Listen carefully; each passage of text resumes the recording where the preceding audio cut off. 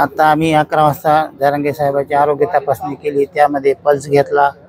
Pulse त्यांचा 83 आहे. BP मोजलं, BP 108/75 आहे. आणि SpO2 म्हणजे ऑक्सिजन लेवल किती आहे ते पण तपासली, ते 97 आहे. आणि रँडम ब्लड शुगर घेतली, तर रँडम ब्लड शुगर काल 96 होती आणि आज 71 वर आलेली आहे. त्यामुळं 2च दिवसामध्ये त्यांची शुगर म्हणजे कालपासून आज म्हणजे 24 घंट्यामध्ये त्यांची जवळपास 25 शुगर कमी झाली. आणि 70च्या खाली येता कामा नये. 70च्या खाली जर आली तर मग थोडंसं रिस्क उद्भवू शकते. त्यांना अशक्तपणा, चक्रा, थकवा किंवा असे झटके वगैरे येण्याची शक्यता आहे किंवा किडनीवर परिणाम होण्याची शक्यता असते.